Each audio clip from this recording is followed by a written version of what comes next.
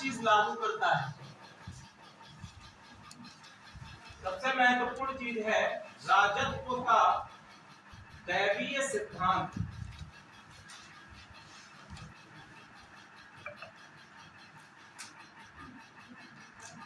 Divine origin of king. राजत्व का दैवीय सिद्धांत जो है ये आपको प्राचीन भारत के राजाओं में देखने को मिलेगा। प्राचीन भारत के जितने भी राजा हैं वो सभी अपने आप को दैवीय सिद्धांत के आधार पर मानते हैं। जितने भी हिंदू राजा हैं, जैसे मौर्य है वो कहता है देव नाम पिए अपने आप को। अशोक के बारे में अगर बात करें, ठीक है, गुप्त काल में भी यही चीज है। अपने आप को दैवीय सिद्धांत क्या है इसको समझने का प्रयास करेंगे। देखो, दैवीय सिद्धांत कहने का मतलब क्या है कि आप देवता समतुल्य हैं। किसके समान है? देवता के समान है। इवन कुछ किंग्स अपने आप को देवता का प्रतिनिधि, तो इन्होंने कहा, ये प्रतिनिधि कहेंगे क्यों, देवता का अवतार कहते हैं। ठीक है, कि हम क्या है, किसी गॉड या ईश्वर के अवतार।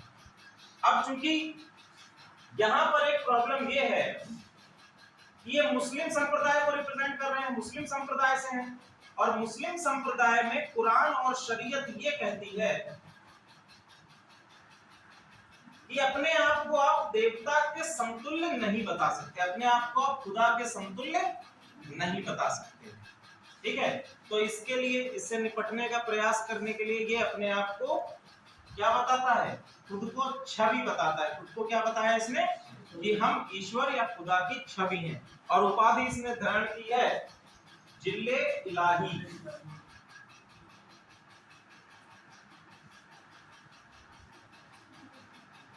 ईश्वर की छवि या ईश्वर की छाया। ठीक है, ये इसने ग्रहण करी। दूसरी एक उपाधि इसने ग्रहण की है नियामते खुदाई। नियामत ए खुदाई।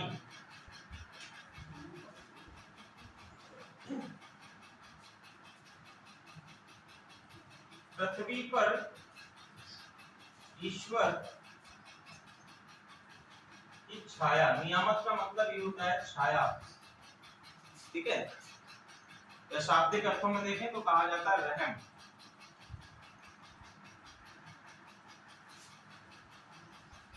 ठीक है, तीसरी बात इसने कही कि जो आपका सुल्तान है, या हम कहें कि सुल्तान का जो पद है ये किसकी देन है? ये ईश्वर का या खुदा के द्वारा प्रदत्त, खुदा के द्वारा प्रदत्त पद है। ये ईश्वर ने बनाया हुआ पद है। जो सुल्तान का पद है या सुल्तान की जो उपाधि है ईश्वर ने बनाई, खुदा ने बनाई है। तो खुद को इसने ईश्वर के समतुल्य बताने का प्रयास किया है। लेकिन चूंकि कुरान और शरीयत में ये चीजें मनाही है तो इसने अपने आप को छवि या ईश्वर की छाया और पृथ्वी पर ईश्वर की छाया इस प्रकार से डिनोट करने का प्रयास किया है। ठीक है, ताकि जो आपके उलेमा वगैरह हैं इसके शासन काल में उनका किसी प्रकार का हस्तक्षेप ना हो सके। बलबन के द्वारा ऐसा कि आगे देखेंगे कि अलाउद्दीन खिलजी ने भी इस सिद्धांत को अपने शासन काल में लागू किया है अपने लिए।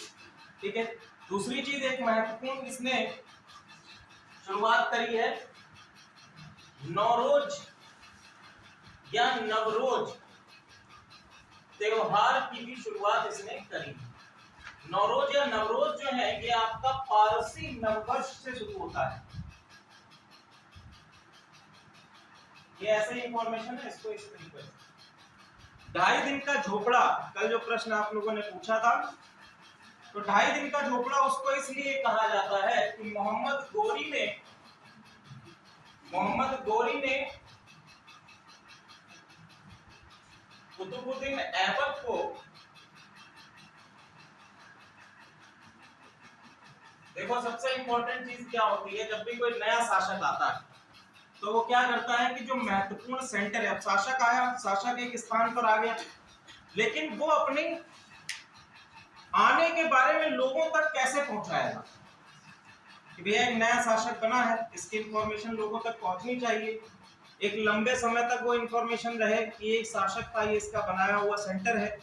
तो इसने कहा कि जल्दी से जल्दी जितने भी सेंटर्स हैं उनका कन्वर्जन करो, उनको इस्लामिक सेंटर के रूप में कन्वर्ट करो। तो इसने कहा जल्दी से जल्दी ये काम करो। तो सबसे पहले कुतुबुद्दीन ऐबक ने क्या किया कि जो आपका संस्कृत मंदिर था अजमेर का, उस पर केवल और केवल 60 घंटे में, क्या ये समय कितना था, 2.5 दिन, 60 घंटे या 2.5 दिन में ही इसको कन्वर्ट कराने का काम कर दिया। ठीक है, तो इसलिए इसको कहा जाता है 2.5 दिन का झोपड़ा। एक और कारण है कि यहाँ पर एक उर्स लगता है।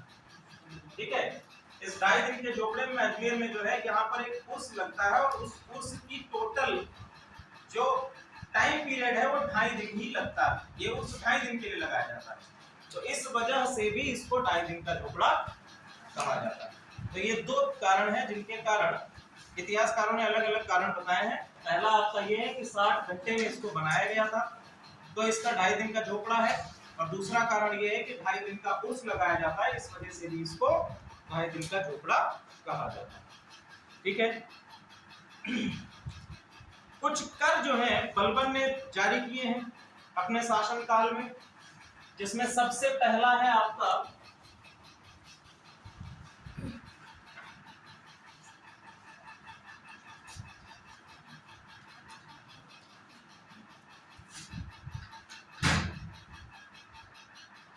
जजिया। ये तो आपको ज्यादातर देखने को मिलेगा। आपको केवल इसके फैक्चुअल इंफॉर्मेशन ये याद रखनी है कि किसके द्वारा सबसे पहले लगाया गया और किसके शासन काल में खत्म किया जा रहा है और कौन इसको पुनः शुरू कर रहा है। ठीक है, इन पे ही आपके फैक्चुअल क्वेश्चंस बनेंगे। तो सल्तनत काल में मैं बताता जाऊंगा कि किसने सबसे पहले शुरुआत करी। तो मोहम्मद बिन कासिम को हमने बताया था कि भारत में सबसे पहले जजिया कर लगाने वाला शासक मोहम्मद बिन कासिम, जिसने सिंध प्रांत में मुल्तान के क्षेत्र में सबसे पहले जजिया कर लगाया था। ठीक है, दिल्ली सल्तनत में हम लोग आ जाते हैं तो सबसे पहले जजिया कर कुतुबुद्दीन ऐबक ने। ठीक है, अब ये ध्यान रखिएगा कि पूरी दिल्ली सल्तनत के अंतर्गत जजिया कर कौन खत्म कर रहा है, फिर से कौन शुरू कर रहा है, यहां से क्वेश्चन आपके बनेगा। ओके, तो इसके शासनकाल में जजिया है। दूसरा एक और कर है खराज, फिर है खम्स और जकात।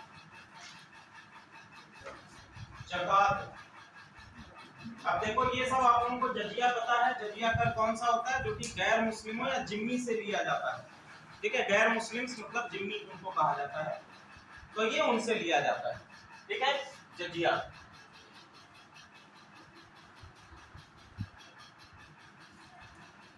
गैर मुस्लिमों से लिया जाने वाला कर। दूसरा कर है आपका खराज। खराज क्या है, ये कर मुस्लिमों से लिया जाता है, भूमि कर। ये एक प्रकार का भूमि कर है। क्या है, भूमि कर है, जो कि किससे लिया जा रहा है, मुस्लिम से लिया जा रहा है। खराज मुस्लिमों से लिया जा रहा है। दूसरा है आपका खम्स, ये है लूट का कर। अब देखिए किसी भी शासक की एक आर्मी है, एक सेना है। ठीक है, मान लीजिए एक सेना की टुकड़ी है। सेना की टुकड़ी ने किसी एक क्षेत्र पर आक्रमण किया। मान लीजिए एक क्षेत्र है ए, इस क्षेत्र पर आक्रमण किया इसने, यहां पर लूट कर इन्हें 100 रुपए प्राप्त हो गए। ठीक है, 100 रुपीस की लूट यहां पर इन्होंने करी। तो उन्होंने कहा, शासक का कहना है कि आप इस लूट के हिस्से में से 20 रुपए दे दीजिए राजा को, शासक को, और बाकी का 80 रुपए आप रख सकते हो। तो ये क्या खम्स क्या है, लूट का कर है। और अगला है आपका जकात। जकात ये जो है अमीर मुस्लिमों या रिच मुस्लिम से लिया जाने वाला कर है। ठीक है, वर्तमान समय में भी जकात चलता है, लेकिन एक कर के रूप में नहीं। शरीयत में जकात का उल्लेख है। जकात का मतलब ये है कि यदि आपके पास धन है तो आप गरीबों को जो धन देते हैं दान में, उसको भी जकात कहा जाता है। ठीक है, सही बता रहा हूं, अपनी कमाई का कुछ हिस्सा दे देना, ये भी जकात का उल्लेख इसको शरीयत में इसको कहा गया। क्लियर है यहां तक? आगे हम लोग पढ़ते हैं।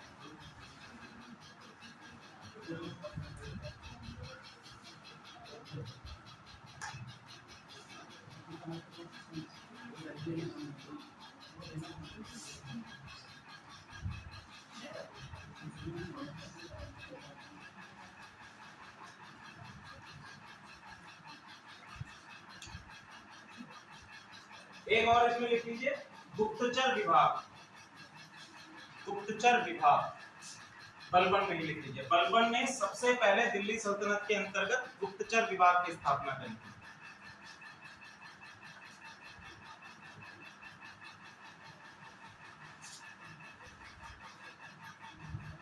और इनको कहा जाता था वारिद। जो गुप्तचर थे इनको वारिद कहा जाता था, स्पाई। ठीक है, अगला टॉपिक डालिए।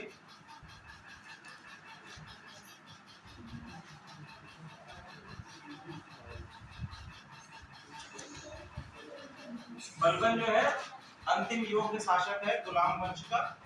ठीक है,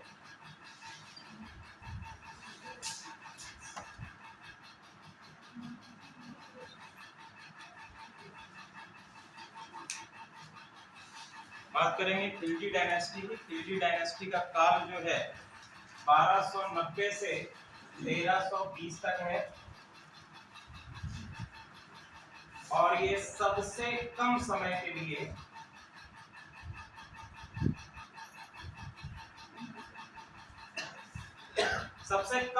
आपसे क्वेश्चन बनता है, इसको हम लोग कल भी डिस्कस कर चुके हैं कि सबसे कम समय के लिए कौन सा वंश दिल्ली सल्तनत में रहा है। सबसे कम समय के लिए आपका खिलजी वंश दिल्ली सल्तनत में रहा। ठीक है, अब बात करते हैं इसके संस्थापक कौन है। ठीक है, इसके संस्थापक हैं फिरोज मलिक। ठीक है, इसके संस्थापक हैं फिरोज मलिक और इन्हीं को आप लोग जानते हैं जलालुद्दीन खिलजी के नाम से।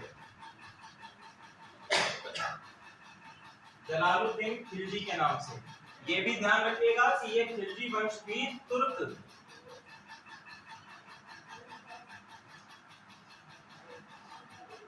जाति को रिप्रेजेंट कर रहा है। ठीक है, ये भी तुर्क ओरिजिन के ही हैं।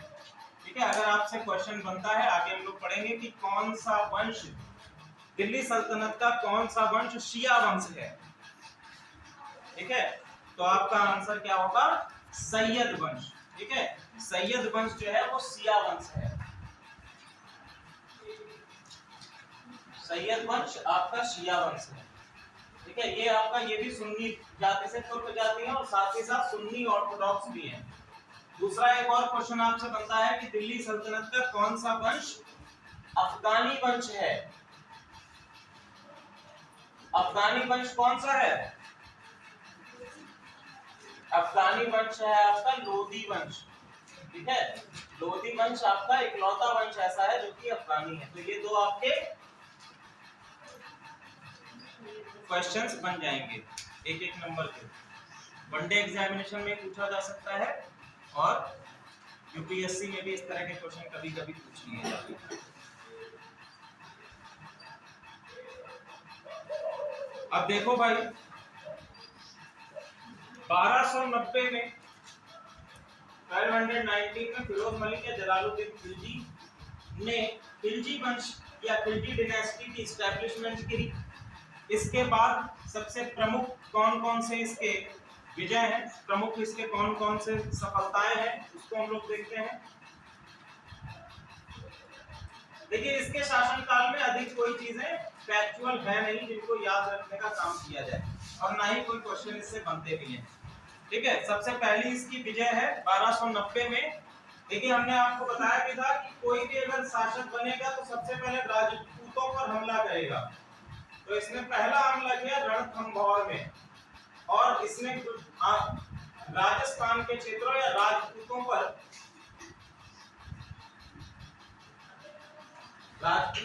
अपने आप को एस्टैब्लिश करने का काम किया। दूसरा इसका प्रमुख अटैक है 1292 में मंदावर मंदावर पर इसने आक्रमण किया है, मंदौर के नाम से भी इसको जाना जाता है। इसके द्वारा एक महत्वपूर्ण नगर बसाया गया जिसको हम दिल्ली के समीप ही है, ये है मंगोलपुरी। दिल्ली में ही है ये, अभी भी मंगोलपुरी के नाम से वर्तमान समय में भी है। और ये बसाया किस लिए गया? क्योंकि इसके समय में जो मंगोल आक्रमण हो रहे थे, मंगोल आक्रमण को दबाने के पश्चात लगभग 1000 मंगोलों ने इस्लाम स्वीकार किया था, इस्लाम में खुद को कन्वर्ट किया। इसी की याद में इसने मंगोलपुरी का निर्माण कराया था। ठीक है, एक महत्वपूर्ण कार्य और है इसका, इसने एक नया विभाग बनवाया जिसको जाना गया दीवाने वकूफ के नाम से। एक नया विभाग या न्यू डिपार्टमेंट ये बनवा रहा है जिसको किस नाम से जाना जा रहा है? दीवान ए वकूफ। इससे पहले हम लोगों ने कल की क्लास में देखा था एक नया विभाग बना था दीवाने अर्ज। ठीक है, दीवाने वकूफ जो है ये किसके लिए है? ये है व्यय विभाग, एक्सपेंडिचर डिपार्टमेंट, व्यय विभाग, एक्सपेंडिचर डिपार्टमेंट। दीवाने अर्ज किस लिए था? ये आपका सैन्य डिपार्टमेंट था। सेना किससे संबंधित है? सैन्य। याद रखिएगा, इन पे आपसे बहुत सारे क्वेश्चन बनते हैं। अभी और नए विभाग बताएंगे कि कौन कौन से हैं, किसके शासन काल में आए हैं। ठीक है, उनसे रिलेटेड आपसे क्वेश्चन बनते ही बनते हैं। अब देखो भाई,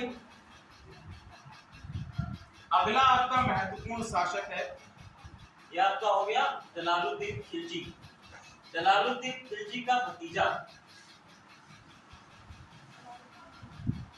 जी।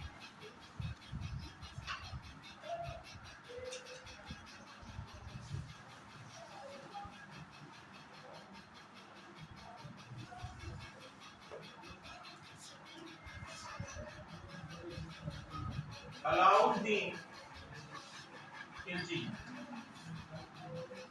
देखो, जलालुद्दीन खिलजी के इतने कम समय तक सत्ता में रहने के कई सारे कारण।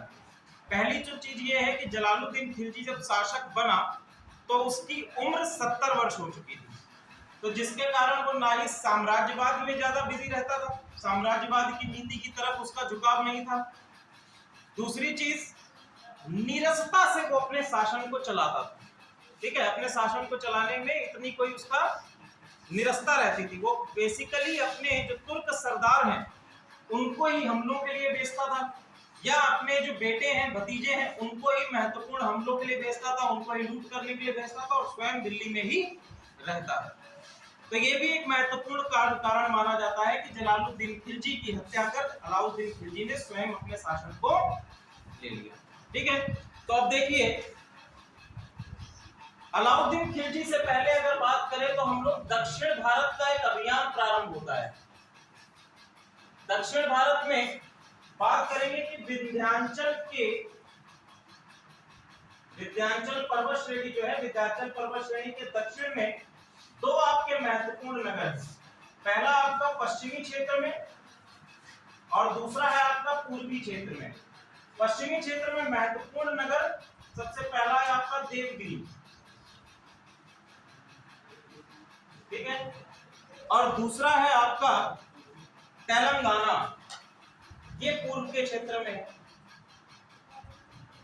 विंध्याचल के दक्षिण में है, मैप में आप देखेंगे विंध्याचल पर्वत श्रेणी है, उससे दक्षिण में नीचे की ओर, और पश्चिम में अगर आप जाएंगे तो देवगिरी आपको मिलेगा मालवा के क्षेत्र के आगे, और दूसरा आपका मिलेगा तेलंगाना। ठीक है, तो ये महत्वपूर्ण दो नगर थे जो कि बेसिकली हम कह सकते हैं कि यहाँ पर अकूत धन या काफी सारी मात्रा में धन उपलब्ध था, जिसकी लूट करने के लिए अभियान भेजे गए जलालुद्दीन के द्वारा। किसकी अध्यक्षता में?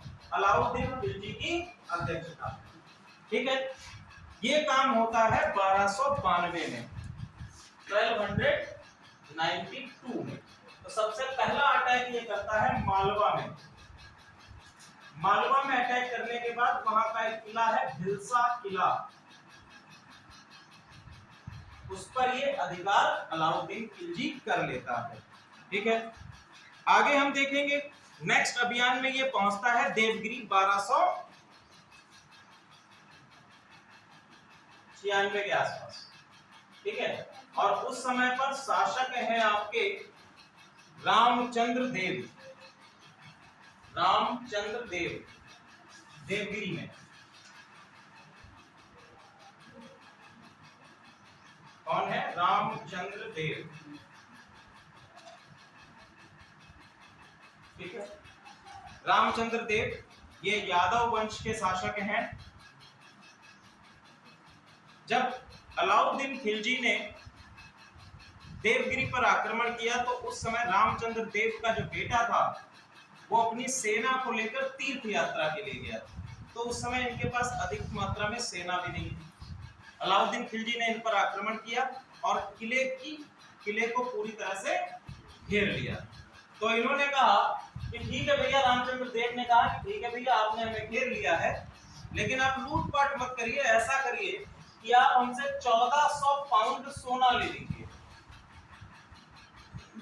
हम आपको 1400 पाउंड सोना यानी कि लगभग 700 किलो सोना क्या कर रहे हैं? दे रहे हैं, और आप यहां से फिर चले जाइए। अलाउद्दीन खिलजी मान भी गया, लेकिन आगे क्या घटना घटती है?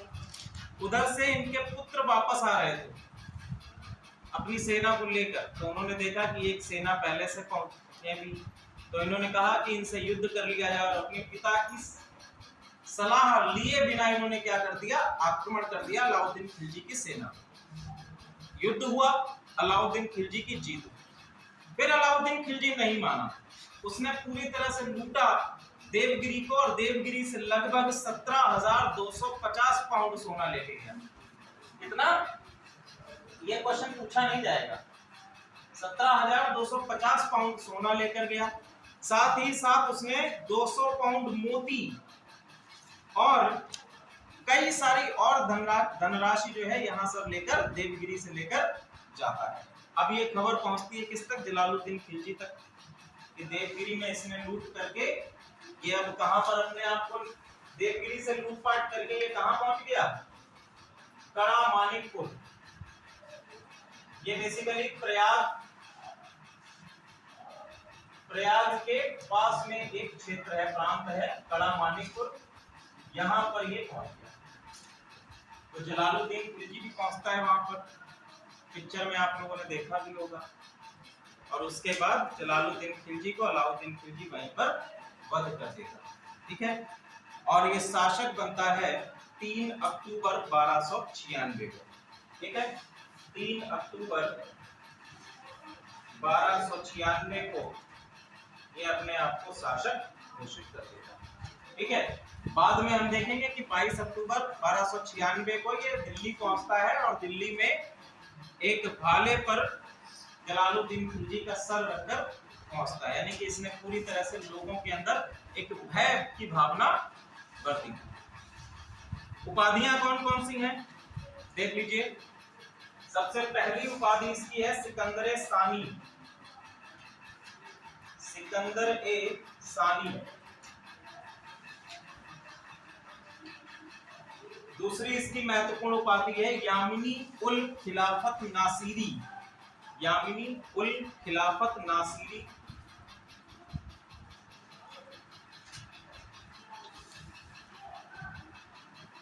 खिलाफत नासिरी।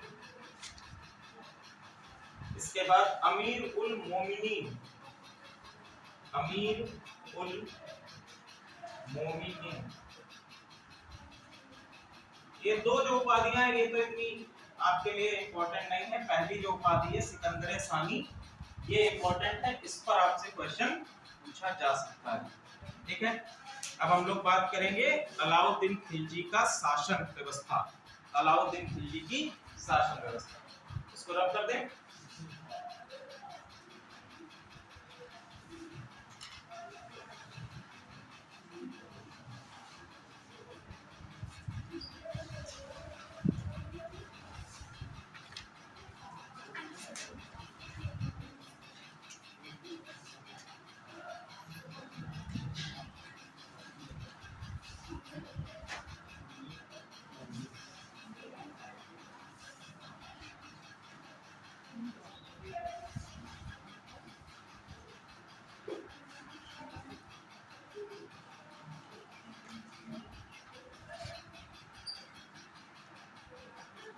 देखिए पहली चीज शासन व्यवस्था में हम क्या पढ़ेंगे कि हमारा आर्थिक और सैन्य सुधार कौन कौन से किए गए। दूसरी चीज हम क्या पढ़ेंगे कि इसके द्वारा एक जो बलबन ने नीति अपनाई थी दैवीय राजत्व की, हम लोगों ने अभी पढ़ा था दैवीय राजत्व का सिद्धांत, ठीक है, या राजत्व का दैवीय सिद्धांत, डिवाइन ओरिजिन ऑफ किंग, तो वो भी इसने अपनाया। तीसरा ये क्या कर रहा है, तीसरा ये अपना रहा है निरंकुशवाद को। निरंकुशवाद को, निरंकुशवाद क्या कहता है, एब्सोल्यूटिज्म, कि केवल और केवल किसका शासन है, राजा का शासन है, ठीक है। राजा क्या है, सर्वोपरि है, और राजा के दिए हुए निर्णय ही सर्वोपरि मान्य होंगे, तो ये कहलाता है निरंकुशवाद। जैसे बलबन ने किया था, मैंने आपको बलबन का बताया था कि उसके दरबार में उसको सलाह देने का भी अधिकार किसी को नहीं था उसकी अनुमति के बिना, ठीक है। आप हंस नहीं सकते थे, आप बात नहीं कर सकते थे, ये सभी क्या थे, निरंकुशवाद की ओर कुछ नियम, ठीक है। आगे हम देखेंगे सैन्य सुधार में अगर हम बात करें तो कौन कौन से सुधार किए गए। सबसे पहले हम लोग बात कर लेते हैं कि आर्थिक सुधार यहाँ पर है, तो आर्थिक सुधारों में देख लेते हैं। सबसे महत्वपूर्ण काम इसने क्या किया है, इसने किया है बाजार नियंत्रण।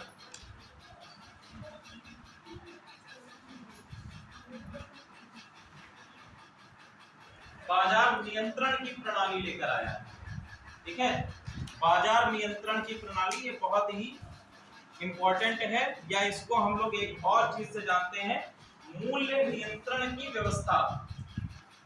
मूल्य नियंत्रण की प्रणाली, ठीक है, मूल्य नियंत्रण की प्रणाली। तो बाजार में अगर नॉर्मल एक बाजार है, एक नॉर्मल बाजार है, वहां पर मूल्य निर्धारण किस प्रकार से होगा।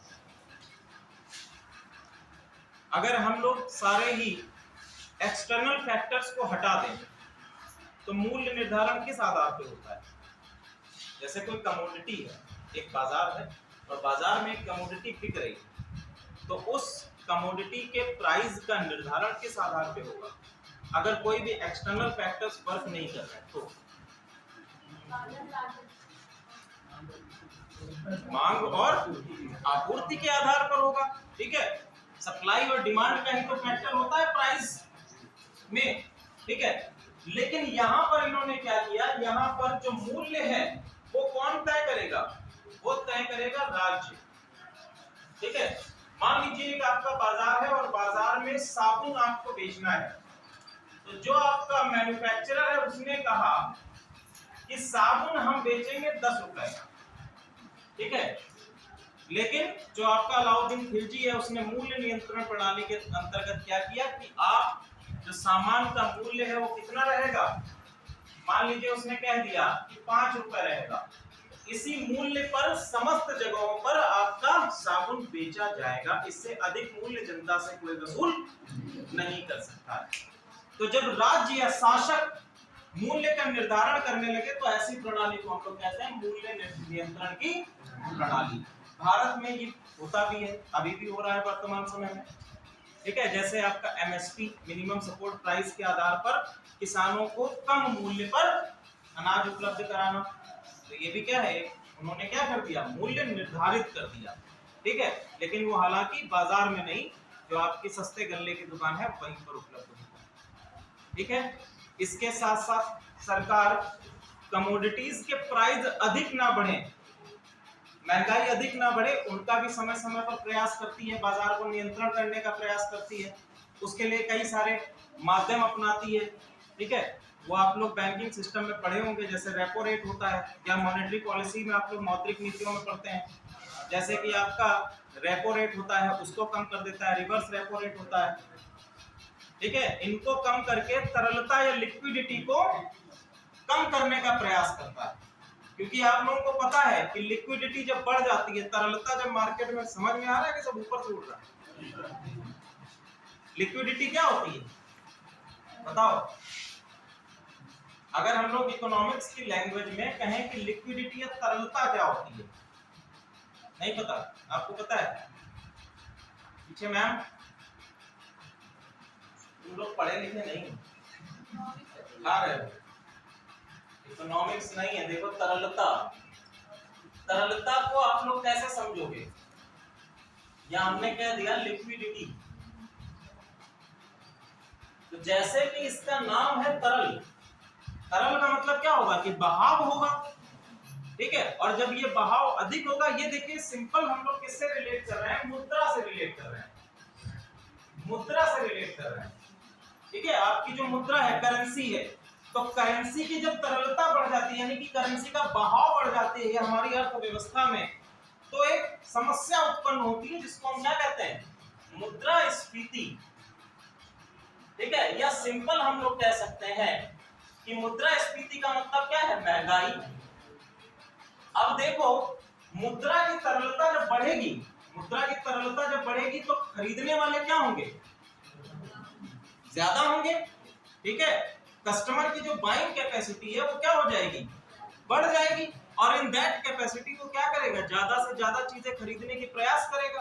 अब खरीदने वाले यदि 4 है और बेचने वाला 1 है, तो ऐसी स्थिति में वो मनमाने दामों पर बेचेगा, तो महंगाई क्या होगी, बढ़ेगी। तो तरलता बढ़ेगी, उसके कारण महंगाई बढ़ेगी। अभी हम लोग आगे वाले समय, आने वाले समय में जब हम लोग पढ़ेंगे मोहम्मद बिन तुगलक को, तो मोहम्मद बिन तुगलक ने क्या किया था, सांकेतिक मुद्रा का चलन किया था, और सांकेतिक मुद्रा के चलन के कारण लोग घर घर सिक्के बनाने लगे थे, जिससे क्या हुआ कि उसकी अर्थव्यवस्था में सिक्कों का चलन बहुत बढ़ गया, और सिक्कों का चलन बहुत बढ़ने के कारण उसकी ये जो सांकेतिक मुद्रा का एक प्रयास था, चलाने का प्रयास था, वो पूरी तरह से विफल हो गया, ठीक है। उसको वापस उन मुद्राओं को लेना पड़ा। चलो हम लोग आते हैं बाजार नियंत्रण की प्रणाली। तो देखो अगर हम लोग अलाउद्दीन खिलजी की जो नीतियां हैं उनका अध्ययन करेंगे, तो ये आप कहीं ना कहीं देखेंगे कि उसने नीतियां बनाई और उनके इम्प्लीमेंटेशन पे काम भी किया, कि किस तरह से उनको हम इम्प्लीमेंट कर सकते हैं। जैसे बाजार नियंत्रण की प्रणाली बनाई, तो ऐसे ही उसने इस प्रणाली को बना के छोड़ नहीं दिया। इसके लिए उसने क्या किया,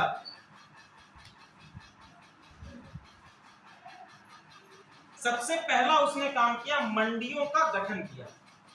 सबसे पहला काम क्या कर रहा है, मंडियों का गठन, यानी कि जगह जगह पर मंडियां खुलवाई। आप लोग वर्तमान समय में देखते हैं कि अनाज के लिए मंडियां या बाजार आपकी होती है, और इन मंडियों को 3 भागों में विभाजित किया। पहली थी आपकी गल्ला या अनाज मंडी,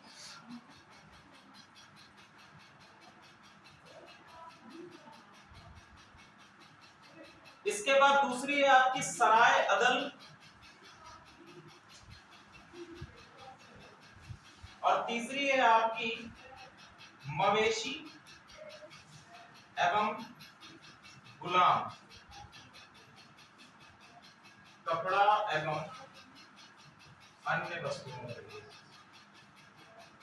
तो इसने मंडियों को भी क्या कर दिया, 3 भागों में वर्गीकृत कर दिया, कि पहले क्या है, गल्ला और अनाज मंडी है, यहाँ पर गल्ला और अनाज इनकी खरीद फरोख्त होगी। दूसरा आपका है सराय अदल, जो कि कपड़े हैं और जो अन्य आपकी वस्तुएं हैं उनके लिए मंडी होगी। तीसरा आपका मवेशी और गुलामों की मंडियां होंगी। तो ये 3 भागों में इसने वर्गीकृत कर दिया है, ठीक है। इसके साथ साथ इसने इस मंडियों में कि कार्य जो है, अब भैया हमने कह दिया कि आप 5 रुपए पे बेचो, लेकिन दुकानदार नहीं बेच रहा है, ये कौन करेगा, तो इसके लिए इसने अधिकारियों की नियुक्ति करी। अब देखिए कौन कौन से अधिकारी हैं जिनकी नियुक्ति कर रहा है।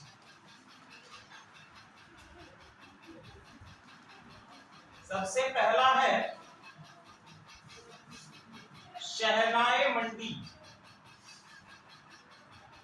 जो कि बेसिकली क्या है, मंडी प्रमुख है।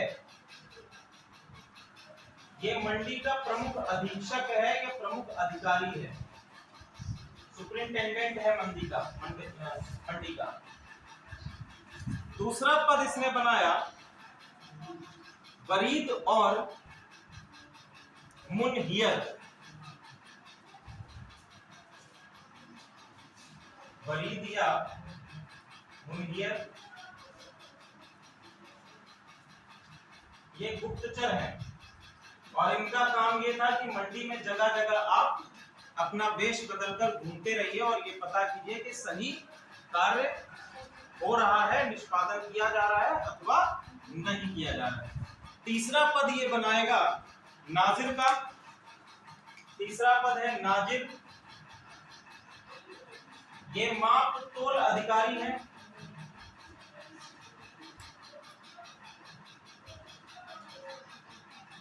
चौथा पद इसने बनाया है परवाना नवीस।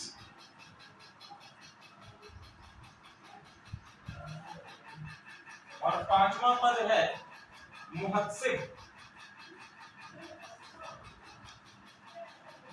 परवाना नवीस परमिट जारी करने का काम कर रहा है, और ये सेंसर, या हम कह सकते हैं कि जो आपका अनाज या अन्य चीजें हैं उनकी क्वालिटी चेक करने का काम मुहत्सिब करेगा। ठीक है, तो परवाना नवीस का काम क्या है? परमिट उपलब्ध कराना कि किन दुकानदारों को परमिट दिया जाना है। नाजिर क्या है? मापतोल अधिकारी है। बरीद या मुनियर क्या है? गुप्तचर है, स्पाई है। शहनाए मंडी, ये आपका मंडी का प्रमुख अधीक्षक है, या हम कह सकते हैं कि मंडी का बाजार अधीक्षक भी इसको कहा जा सकता है। तो ये इसने पहला काम किया, बाजार को इसने क्या किया? नियंत्रित किया। साथ ही साथ अपने शासन काल में अलग अलग अधिकारियों की नियुक्ति करके इसने बाजार नियंत्रण प्रणाली को पूर्ण रूप से निष्पादित किया। क्लियर है यहां तक? आगे हम देखते हैं इसकी राजस्व नीतियों में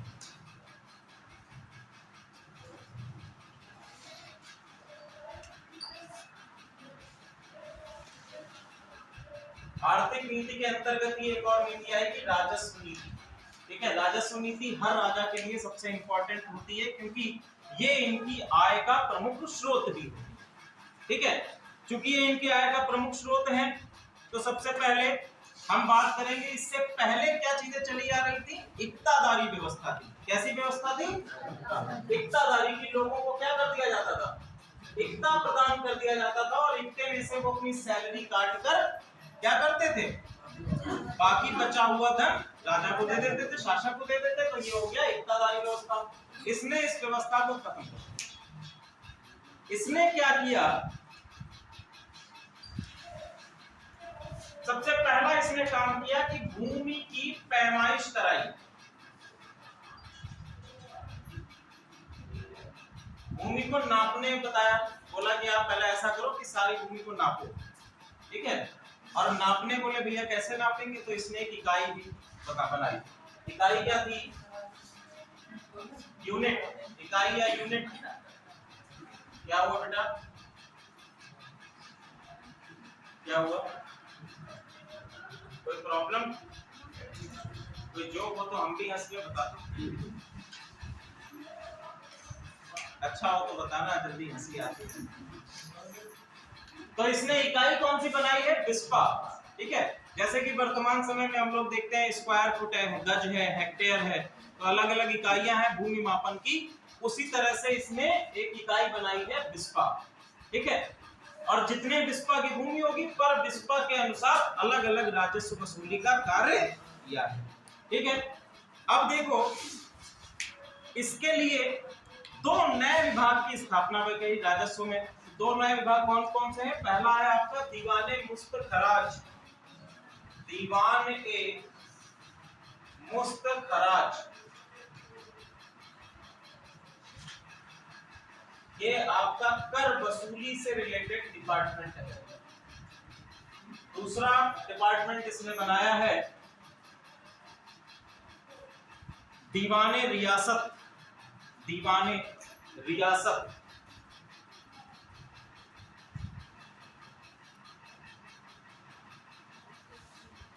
ये आपका आर्थिक मामलों से रिलेटेड डिपार्टमेंट।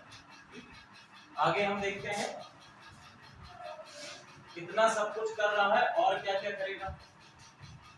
दूसरी काम इसने किया है, इसने भैया सैन्य सुधार किए। सैन्य सुधार में देखो, अब तक दिल्ली सल्तनत के अंदर अब तक जो है सेना स्थायी नहीं हुआ करती, परमानेंट नहीं हुआ करती। बेसिकली शासक क्या करता था? अपने इक्तेदारों से कहता था कि आप युद्ध करने जा रहे हैं, कि आप अपने सैनिकों को लेकर आ जाइए। तो उस प्रकार से ये इक्तेदार अपने सैनिकों को लेकर, अपनी जो छोटी छोटी टुकड़ियां होती थी उनको लेकर दिल्ली में एकत्रित होते थे, उसके बाद ये आगे युद्ध करते थे। तो कोई भी स्थायी सेना नहीं थी। अलाउद्दीन खिलजी ने दिल्ली सल्तनत के अंतर्गत पहली बार स्थायी सेना का गठन किया। क्या किया? स्थायी सेना का गठन किया। इसने अपनी एक परमानेंट आर्मी बनाई, स्थायी सेना का गठन। और स्थायी सेना पहले क्या होता था, सैनिकों को छोटे छोटे इक्ते के रूप में, जो इक्तादार होते थे वो इनको क्या करते थे, इक्तादार पूरी भूमि पर तो खेती करेगा नहीं, तो अपने सैनिकों को क्या कहते थे, भैया आप इस छोटी भूमि पर अपना जीवन यापन करो, इतना कर हमें देना। ऐसे करके आपका छोटी छोटी इकाइयों से पहुंचकर राजा तक पहुंचता था। तो यहाँ पर इन्होंने ये नहीं किया, स्थायी सेना बना दी गई। अब स्थायी सेना बनाई है तो उसको एक सैलरी भी देनी होगी, वेतन भी देना होगा। तो ये वेतन कैसे दे रहा है? नगद वेतन दे रहा है। ठीक है, सबसे पहली बार स्थायी सेना और सेना को नगद वेतन देने का श्रेय किसको जा रहा है? अलाउद्दीन खिलजी। ठीक है,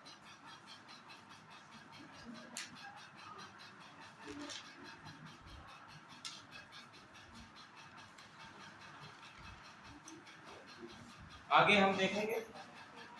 दैवीय राजत्व का सिद्धांत आप लोग जान ही गए हैं क्या है, इसने भी ये अपनाया है, इसने भी अपने आप को जिल्ले इलाही बोला है। ठीक है, अब हम बात करेंगे इसके द्वारा वास्तुकला के क्षेत्र में क्या क्या योगदान दिए गए हैं। पहला इसने क्या बनाया है? अलाई दरवाजा। पहला क्या है? अलाई दरवाजा। ठीक है, इसको इस्लामी वास्तुकला का चमत्कार कहा जाता है। अलाई दरवाजा जो है इसको क्या कहा जाता है?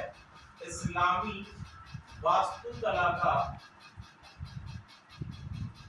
चमत्कार। ठीक है, अलाई दरवाजा के बाद दूसरा इसका योगदान है महत्वपूर्ण, सीरी का किला। दिल्ली में है ये सीरी का किला। तीसरा हजार खंबा महल और जमायत खाना मस्जिद। हजार खंबा महल, हजार खंबा महल और है जमायत खाना मस्जिद। ये सभी दिल्ली के क्षेत्र में ही है।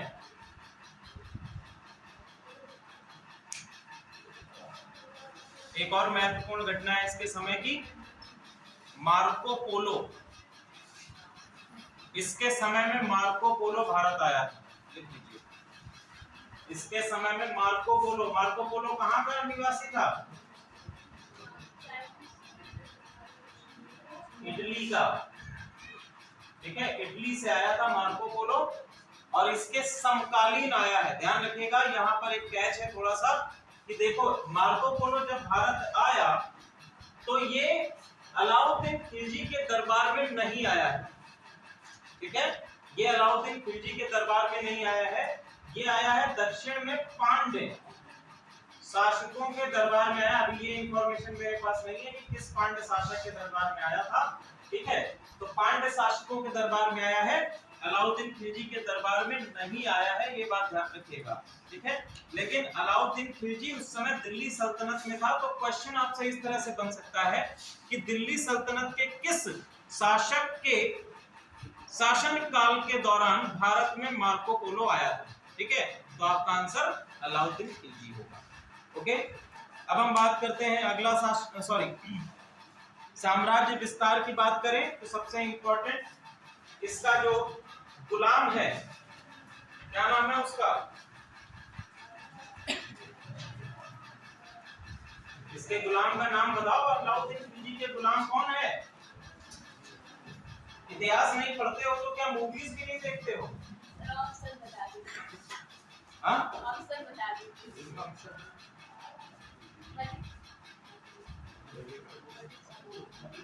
मलिक कफूर। ठीक है, मलिक कफूर जो है ये इनके दास थे या गुलाम थे। इसको 1000 दिनारी भी कहा जाता है। ठीक है, इसको क्या कहा जाता है? 1000 दिनारी कहा जाता है, क्योंकि इसको 1000 दिनार में खरीदा गया था, इस वजह से इसको 1000 दिनारी कहा जाता है। ठीक है, बात करते हैं 1298 में इसको खरीदा गया था नुसरत खान से, जो गुजरात में। ठीक है, जलालुद्दीन ने, सॉरी, आगे हम बात करेंगे इनका क्या महत्वपूर्ण योगदान है। देखिए, ये इनका दास होने के साथ साथ इसका महत्वपूर्ण सेनापति भी था, और इसको इन्होंने कहां भेजा है? दक्षिण विजय के लिए। दक्षिण विजय, या हम कह सकते हैं दक्षिण भारत पर अभियान के लिए इसको मलिक कफूर को भेजा गया है। और मलिक कफूर ने 2 काम किए हैं। पहला कि देवगिरी पर पुनर्विजय, और दूसरा इसने काम किया है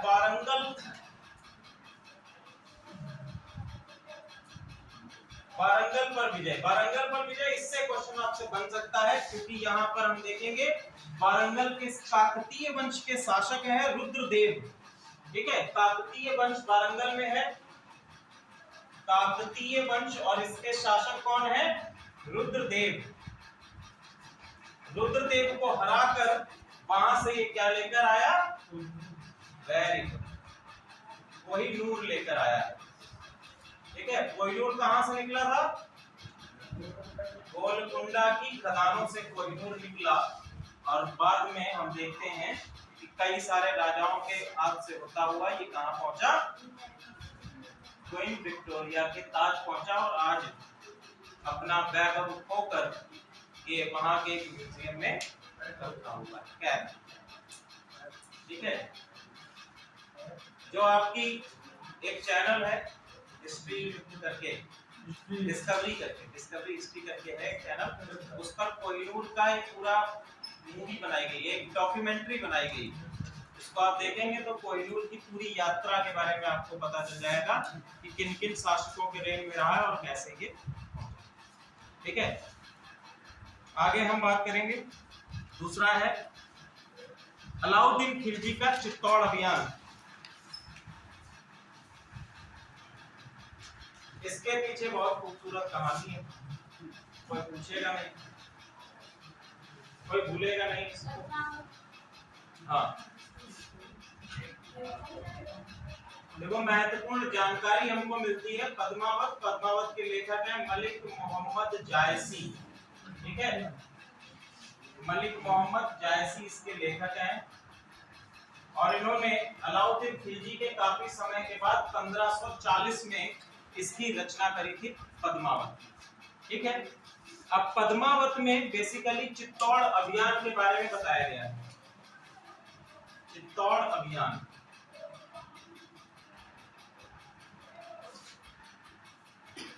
चित्तौड़ अभियान शुरू करता है 1303 में, 1303 में। उस समय के शासक है आपके राणा रतन सिंह।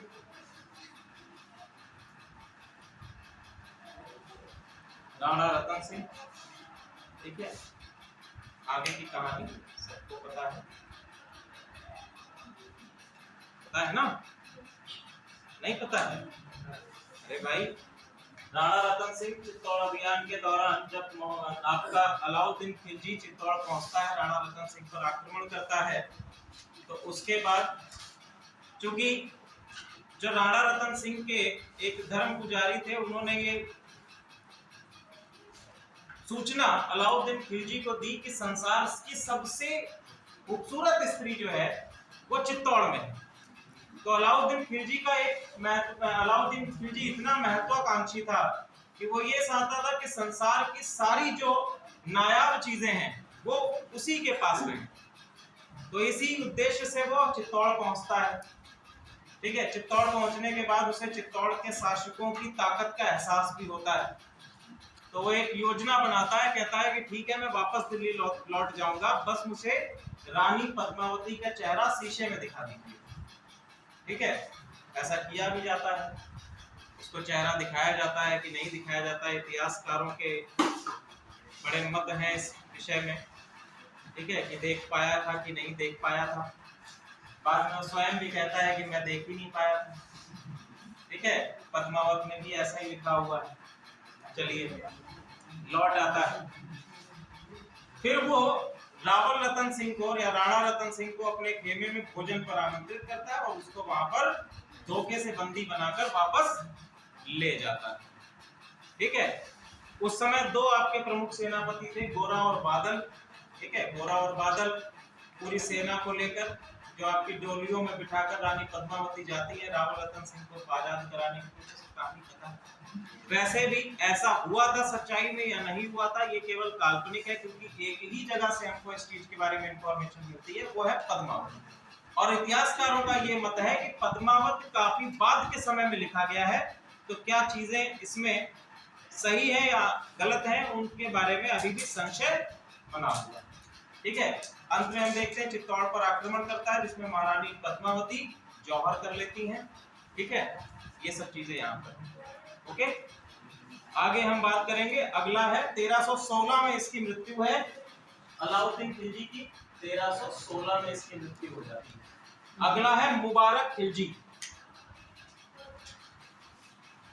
अगला शासक है मुबारक खिलजी, खिलजी वंश का नेक्स्ट शासक मुबारक खिलजी।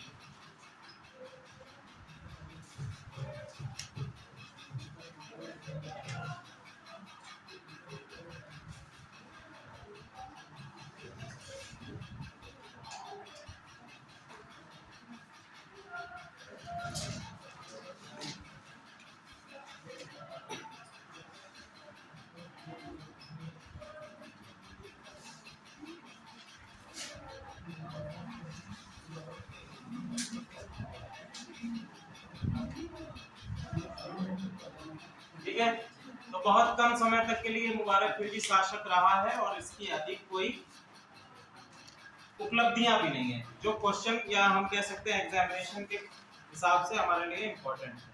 ठीक है, तो सबसे पहले इसकी उपलब्धि ये है कि ये स्वयं को खलीफा करने कहने वाला, इसने उपाधि धारण करी थी खलीफा, खलीफा कहता था ये स्वयं को।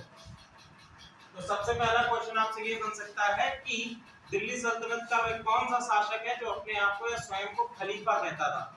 ठीक है, तो आपका मुबारक खिलजी इकलौता ऐसा शासक है जो अपने आप को क्या कहता है, खलीफा कहता है। दूसरा, ये स्त्रियों के वस्त्र धारण करता था। ठीक है, पुरुषों के वस्त्र ये नहीं पहनता था, स्त्री वस्त्र धारण करता था। ठीक है, ये क्वेश्चन आएगा नहीं, केवल एक इसकी उपलब्धि है महत्वपूर्ण। दूसरी इसकी उपाधि है अल इमाम और खिलाफत उल तह। अल इमाम और खिलाफत उल तह, ये इसकी दो और उपाधियां हैं। ठीक है, इसके बाद अगला शासक आएगा नसरुद्दीन खुसरो शाह। ठीक है, नसरुद्दीन खुसरो शाह, ये ध्यान रखिएगा नसरुद्दीन खुसरो शाह जो है ये दिल्ली सल्तनत का एक शासक है, लेकिन ये किसी भी वंश के अंतर्गत नहीं है। ध्यान रखिएगा, इसका नाम आप लोग खिलजी वंश के अंतर्गत पढ़ेंगे, लेकिन ये बहुत ही कुछ समय के लिए, इवन कुछ महीनों के लिए ही शासक के तौर पर रहा है और खुद को ये सुल्तान भी घोषित नहीं कर पाया। ठीक है, पहली चीज क्या है कि ये हिंदू वंश का शासक है, एक इकलौता शासक है जो दिल्ली सल्तनत में कुछ समय के लिए, एक इकलौता हिंदू शासक है जो कुछ समय के लिए, तो अगर आपसे क्वेश्चन बनेगा तो शासक बनेगा, सुल्तान नहीं बनेगा, क्योंकि ये सुल्तान अपने आप को नहीं घोषित कर पाया। ठीक है, इसके बाद गाजी मलिक आता है। गाजी मलिक नसरुद्दीन खुसरो को मार देता है और अपने आप को एस्टैब्लिश कर देता है, गाजी मलिक। ठीक है, और यही आपका उपाधि धारण करता है गयासुद्दीन, तुगलक की उपाधि धारण करता है और दिल्ली सल्तनत में तुगलक वंश या तुगलक डिनेस्टी का एस्टैब्लिशमेंट करता है 1320 में। तो अगला वंश आपका क्या है, तुगलक वंश है, जो 1320 से लेकर 1414 तक चलता है और ये सबसे अधिक समय के लिए चलने वाला दिल्ली सल्तनत का वंश है। सबसे अधिक समय तक आपका ये वंश चलता है। ओके,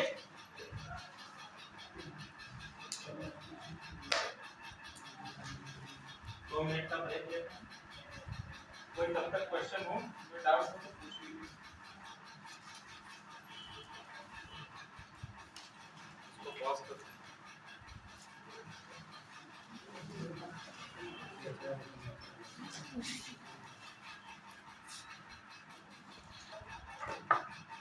तो हमने बताया कि गयासुद्दीन तुगलक या जिसको हम लोग कह रहे हैं गाजी मलिक, इसने तुगलक वंश की स्थापना करता है 1320 में नसरुद्दीन खुसरो शाह को मारकर। ठीक है, अब देखिए गयासुद्दीन तुगलक,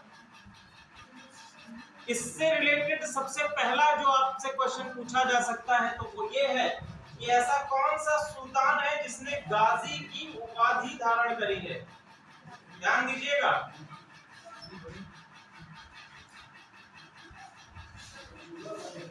ये इकलौता सुल्तान है जिसने गाजी की उपाधि धारण करी है। अभी तक जितने भी आपके सुल्तान हैं उन्होंने गाजी अपने आप को उपाधि नहीं धारण करी। जो आपके तुर्क सरदार हैं वो गाजी या सैनिक अपने आप को मानते हैं, लेकिन उन्होंने उपाधियां धारण नहीं करी। यहाँ पर ये पहला सुल्तान है जिसने गाजी की उपाधि धारण करता है। ठीक है, और इसने एक और उपाधि धारण करी है, मलिक उल गाजी। मलिक उल गाजी ये उपाधि ये धारण करता है मंगोल विजय के बाद, मंगोलों के आक्रमण को टालने के बाद ये उपाधि धारण करता है। ठीक है, अब आगे हम बात करते हैं। सबसे पहला इसका प्रमुख कार्य कौन कौन से हैं गयासुद्दीन तुगलक के, तो हम लोग बात करेंगे।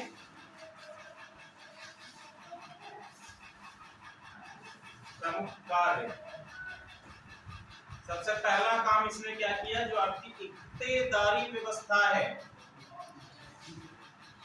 इक्तेदारी व्यवस्था को पुनः लागू कर देता है। ये हमने देखा था कि अलाउद्दीन खिलजी ने क्या किया था, इक्तेदारी व्यवस्था को पूरी तरह से खत्म कर दिया था।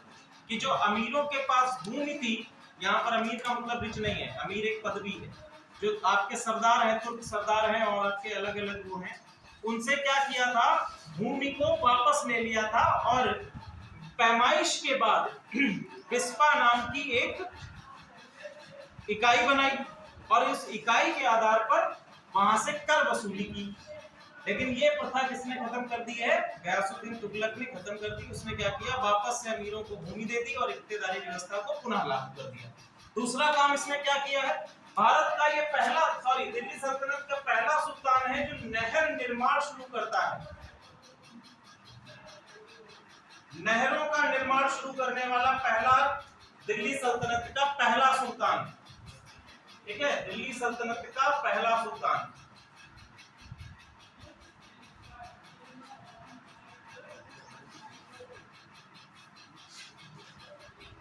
हालांकि नहर निर्माण का कार्य सबसे पहले आपके मौर्य वंश और उससे पहले भी शुरू हो चुका था।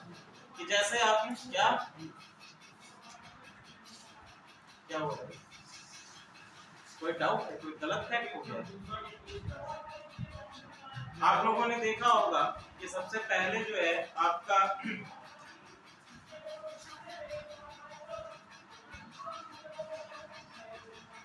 नहर निर्माण के बारे में बात कर रहे थे, तो नहर निर्माण के बारे में आप लोगों ने देखा होगा कि जो आपका मौर्य काल से पहले का वंश है, इसमें आप देखेंगे जो आपका मौर्य काल से पहले का वंश कौन सा है, क्या नाम है उनका, वंश नहीं है,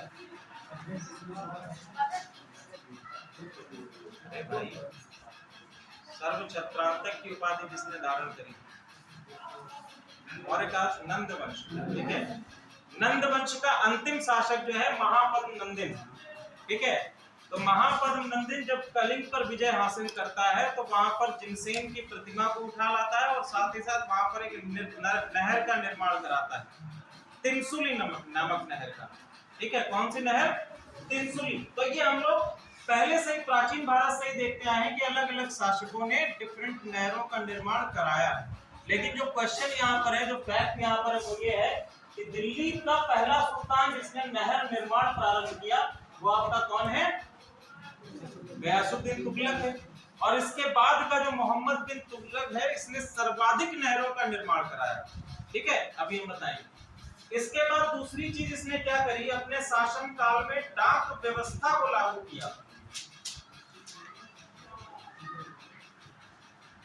क्या किया? डाक व्यवस्था। और डाक व्यवस्था के लिए इसने इंप्लीमेंटेशन में क्या किया है, देखो, इसने हर कार्य है जिनको कहा जाता है घुड़सवार, ठीक है, प्रत्येक घुड़सवार जो है ये 2/3 मील की दूरी पर खड़े रहते थे। और कोई भी यदि समाचार देना होता था तो ये एक, यहाँ मान लीजिए ये है, एक ये, इनके बीच की जो दूरी है वो 2/3 मील की है। तो पहला घुड़सवार यहाँ से चलेगा, यहाँ तक पहुंचेगा, इस घुड़सवार को दे देगा, फिर ये घुड़सवार चलेगा, यहाँ दे देगा। इस तरह से ये डाक व्यवस्था सुचारू रूप से चलती थी। और इसकी जो स्पीड थी वो है आपकी 100 मील प्रति 12 घंटे। 100 मील प्रति 12 घंटे या 100 मील प्रति दिन, इसको लिखा हुआ कहीं कहीं आप पाएंगे, लेकिन दिन का मतलब 12 घंटे ही है, रात्रि नहीं इसमें काउंट होती।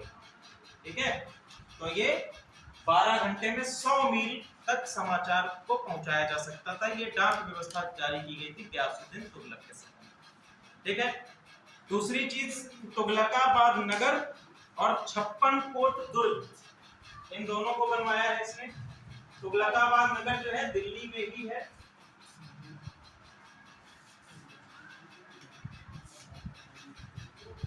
तुगलकाबाद और 56 कोट दुर्ग। 56 कोट दुर्ग जो है ये आपका रोमन शैली में देखने को मिलता है। ठीक है, रोमन शैली इसमें ये बना हुआ है 56 कोट दुर्ग।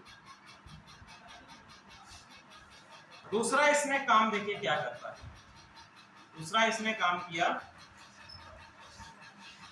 इसने दान दी गई भूमि को वापस ले लिया। जितनी भूमियां दान दी गई थी,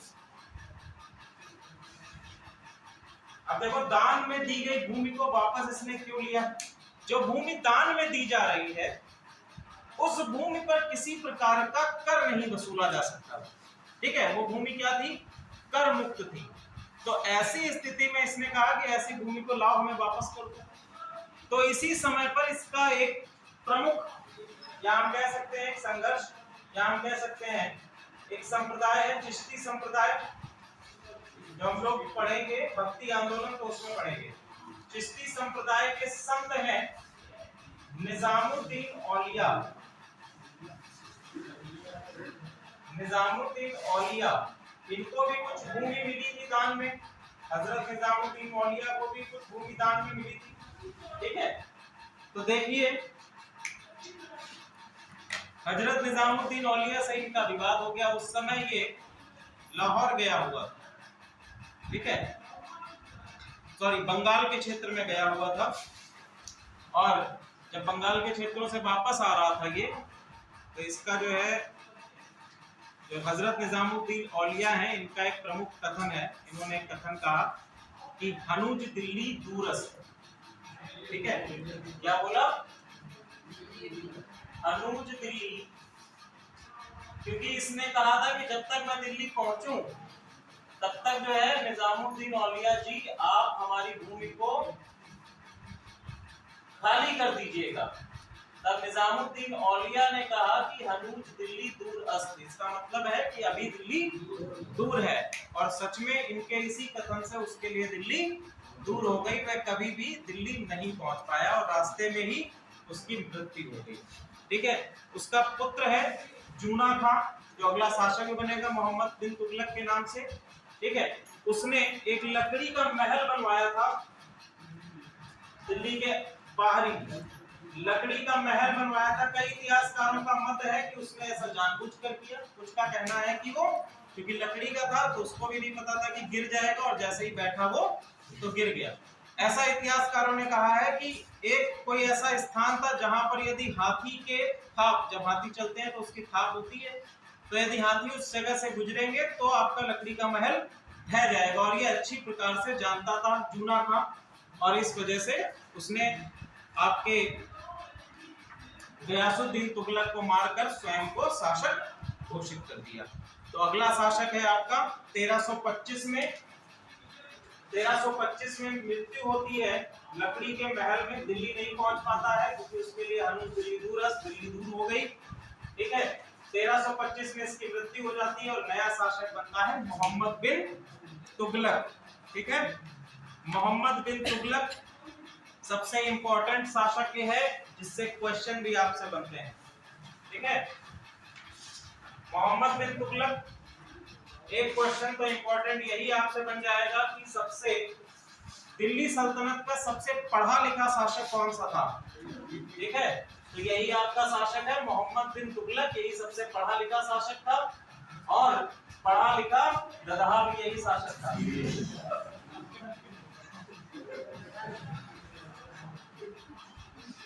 सही में मूर्ख शासक कह सकते हैं, लेकिन यदि आप देखेंगे जब इसने अपनी नीतियों को लागू किया, अलाउद्दीन खिलजी केवल चौथी पढ़ा हुआ था, कक्षा 4 तक ही पढ़ा था, लेकिन जब उसने अपनी नीतियों को लागू किया तो उसने अपनी नीतियों को इस प्रकार से लागू किया, उसके क्रियान्वयन पे ज्यादा बल दिया। लेकिन इसने क्रियान्वयन पे बल नहीं दिया। दूसरी चीज, अक्षय कुमार जैसा ये पनौती भी था, ठीक है। कोई भी नीति लागू करता था तो उससे पहले उसके तुरंत ही कोई नेचुरल कैलेमिटी आ जाती थी, यानी कि कोई प्राकृतिक आपदा आ जाती थी, या कोई ना कोई ऐसी चीज हो जाती थी जिससे इसकी नीति पूरी तरह से विफल हो जाती थी, ठीक है। तो हम लोग इसको पढ़ते हैं क्या क्या चीजें हैं गयासुद्दीन की मृत्यु के बाद। अगला शासक आपका बनता है मोहम्मद बिन तुगलक, ठीक है। मोहम्मद बिन तुगलक अगला शासक बनता है, ठीक है। सबसे पहला अभी जैसे मैंने बताया कि दिल्ली सल्तनत का सबसे शिक्षित शासक है ये, सबसे शिक्षित सुल्तान है। दूसरा हम बात करेंगे, इसका कोरोनेशन है 1325 में, ठीक है। इसकी उपाधियां कौन कौन सी हैं? इतिहासकारों के द्वारा इसको उपाधियां, सबसे पहली उपाधि दी गई है स्वप्नशील, स्वप्नशील, पागल शासक, रक्त पिपासु, रक्त पिपासु मतलब रक्त चूसने वाला, ऐसा कहा जाता है, इसमें जनता का बहुत रक्त है, ठीक है, इसलिए इसको उपाधि दी गई है रक्त पिपासु। बुद्धिमान मूर्ख सुल्तान,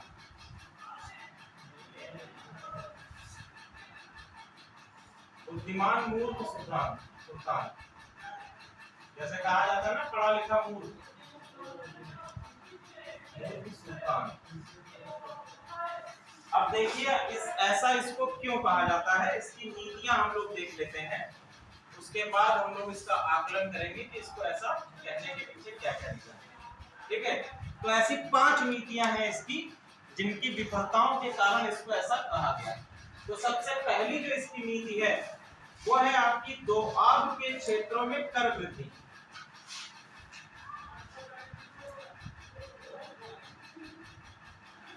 अब ये दोआब कौन सा है? Tax increment in Doab region. तो दोआब रीजन ये कौन सा है? ये गंगा यमुना का दोआब, जो आपका उत्तर प्रदेश और दिल्ली का क्षेत्र है, उत्तर प्रदेश है, बिहार है, गंगा यमुना दोआब का क्षेत्र। तो यहाँ पर इसने क्या किया कि टैक्सेशन को बढ़ा दिया, और लगभग टैक्सेशन इसने 50% तक बढ़ा दिया, ठीक है, 50% तक। ऐसा क्यों किया? क्योंकि ये जो एरिया है ये आपका नदियों से सिंचित एरिया है और यहाँ पर काफी मात्रा में उपज भी होती है, ठीक है। तो इसने कहा कि भैया कर यहाँ से अधिक हमको मिल जाएगा, हमको टैक्सेशन भी अधिक मिल जाएगा, हमारी आय में वृद्धि होगी, इसलिए इसने इन स्थानों पर कर बढ़ा दिया। लेकिन तुरंत उसी समय दूसरा एक काम किया, पहला कर वृद्धि कर दिया, दूसरा इसने गृह कर की शुरुआत करी। इसने क्या किया, गृह कर यानी कि घरों पर लगाया जाने वाला टैक्स, उसकी शुरुआत करती। वर्तमान समय में आप लोग हाउस टैक्स देते हो, उसी तरह से हाउस टैक्स की शुरुआत करी और इसने घरों पर नंबर भी डलवाए, अंक भी डलवाए, ठीक है, तो ताकि इसका निर्धारण किया जा सके कि आप किस मकान नंबर ने हमको कर दे दिया। लेकिन उसी समय घटना होती है, इस रीजन में पड़ जाता है अकाल, सूखा, ठीक है, सूखा पड़ जाता है, वर्षा हुई नहीं, मानसून आया नहीं, सूखा पड़ गया, कर आपने बढ़ा दिया है, ठीक है, तो ये नीति इसकी विफल हो गई, जनता के मन में इसके प्रति रोष भर गया। दूसरा काम इसने क्या किया, हालांकि इसने एक और काम किया था कि बाद में तकावी नामक एक ऋण की शुरुआत करी, ठीक है, तो आपके क्षेत्रों में तकावी, तकावी क्या है, कृषि ऋण है, हम अभी बताएंगे, किसानों को दिया जाने वाला ऋण है, क्रेडिट पॉलिसी इसने शुरू करी थी। जब ये सिचुएशन हो गई तो एक और, लेकिन ये काफी शुरू करने में इसको देर हो गई, ठीक है, अभी हम बताएंगे इसके बारे में। अगली जो इसकी नीति है, सांकेतिक मुद्रा का चलन, सांकेतिक मुद्रा को चलाने का प्रयास इसने किया। अब आप लोगों को पता है कि सांकेतिक मुद्रा क्या होती है, बताओ भाई, अभिषेक जी बताओ। हाँ तो बताओ, तो आप तो उसका ट्रांसलेशन कर रहे हो कि ट्रांसलेट, जो आपकी सांकेतिक मुद्रा है वो टोकन करेंसी है, कक्षा को कैसे समझ में आएगा, क्यों बेटा? व्यापार करने के लिए सर एक टोकन करेंसी है। अच्छा, ये जो करेंसी है, ये मान लीजिए 100 रुपीस का नोट है, क्या ये सांकेतिक मुद्रा है अथवा नहीं, क्या ये टोकन करेंसी है अथवा नहीं है? कितने लोग इस पक्ष में हैं कि ये टोकन करेंसी है? अरे यार तुम लोग किसी पक्ष, अच्छा कितने लोग ऐसे हैं कि जिन जो है कि ये टोकन मनी नहीं है? तो किसी पक्ष में ही नहीं है। अरे यार एक उसमें तो रहो कि या पक्ष में रहो या विपक्ष में रहो, ये तो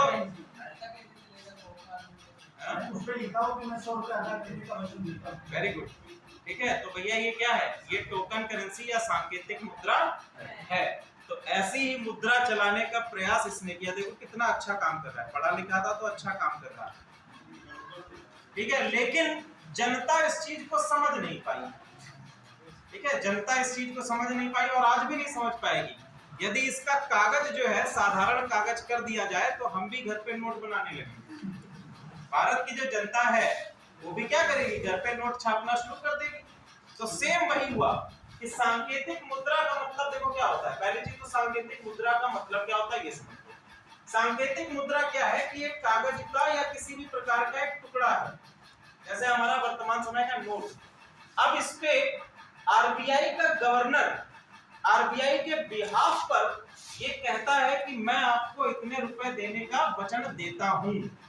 अब ये जो कागज है इसको छापने में कितना पैसा लगता होगा, मान लीजिए कि बहुत ज्यादा 50 पैसे एक नोट को छापने की कॉस्ट आती होगी, ठीक है, लेकिन इसकी वैल्यू कितनी है, इसे कागज की वैल्यू कितनी है, जितना इस पे लिखा हुआ है। मान लीजिए 100 का नोट है तो 100 रुपए वैल्यू है, 10 का नोट है तो 10 रुपए वैल्यू है।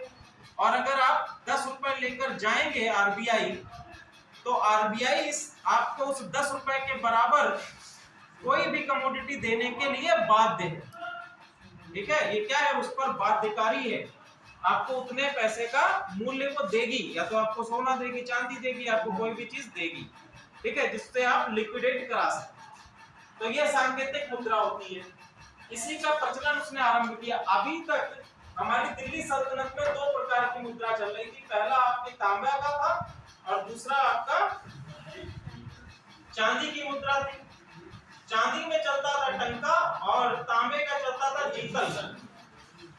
इसने क्या किया, कांसा और तांबा, इसने चांदी का सिक्का था टंका उसको बंद करा दिया और शुरुआत कर दी कांसे और तांबे से बने हुए सिक्कों। ठीक है, और साथ ही साथ इसने कहा कि ये सांकेतिक मुद्रा होगी। सांकेतिक मुद्रा मतलब कि देखो तांबे का जो मूल्य है वो चांदी की अपेक्षा क्या होता है, कम होता है। तो इसने कहा कि ये सिक्का चांदी के सिक्के के मूल्य के बराबर माना जाएगा। ठीक है, तो वैल्यू क्या करती, बढ़ा दी। जैसे कि हम लोग एक 100 का नोट लेते हैं तो 100 के नोट की वैल्यू जो है वो उस पे लिखे गए कथन के आधार पर होती है, उस पे लिखे गए वायदे के आधार पर होती है। ठीक है, तो यहाँ पर इसने क्या किया कि कांसे और तांबे की वैल्यू चांदी के बराबर है। अब देखो मार्केट में क्या हो रहा है, लोगों ने क्या किया कि चांदी के सिक्कों को एकत्रित करना शुरू कर दिया। जैसे ही चांदी का सिक्का मिला घर में रख लो और एक क्या करो, तांबे का सिक्का चलन के लिए रखो। ठीक है, तो चांदी एकत्रित करना लोगों ने शुरू कर दी। जो आपके व्यापारी थे, व्यापारी भी क्या करने लगे कि माल खरीदने के लिए, माल अगर उनको खरीदना है, कच्चा माल खरीदना है, तो उसके लिए किसका प्रयोग कर रहे थे, इन सांकेतिक मुद्रा का प्रयोग कर लेते थे खरीदने के लिए। और जब उनको बेचना होता था तो वो केवल और केवल चांदी के सिक्कों को ही क्या कर रहे थे, ले रहे थे, एक्सेप्ट कर रहे थे। दूसरा चीज क्या हुआ कि इसके शासनकाल में लोगों ने कांसे और तांबे के सिक्कों को घर में बनाना शुरू कर दिया। प्रमुख कारण क्या था कि जब इसने सिक्के मिंट कराना शुरू किए तो कोई एक टकसाल निर्माण नहीं कराई। जब आप सिक्के चलाते हो तो ये महत्वपूर्ण है कि आप टकसाल का निर्माण कराएं। इससे क्या होता है कि सिक्कों में एक रूपता आती है, उनका एक पर्टिकुलर डिजाइन होता है, उस पे एक छपाई होती है, जिसके कारण नकली सिक्कों को छाप पाना मुश्किल होता है। तो इसने टकसाल निर्माण नहीं कराया, क्रियान्वयन में ही कमी आ रही है, तो कांसे और तांबे के सिक्कों का प्रचलन अधिक हो गया। तो इसके कारण क्या समस्या उत्पन्न हो गई, मुद्रास्फीति की समस्या उत्पन्न होगी। अभी मैंने आप लोगों को कंसेप्ट बताया कि सिक्कों का मार्केट में अधिक आ जाना, जिससे मार्केट में तरलता बढ़ गई और जिससे दामों में की वृद्धि होने लगी, मुद्रास्फीति और महंगाई। ठीक है, अगला हम लोग बात करेंगे, नेक्स्ट इसका है, इंपॉर्टेंट है ये भी, सबसे बड़ी बेवकूफी है अगली।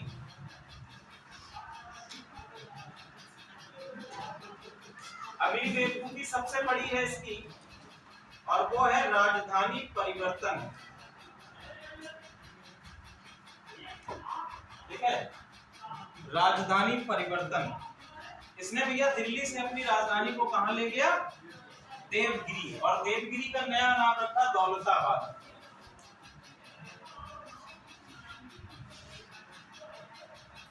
दिल्ली से दौलताबाद।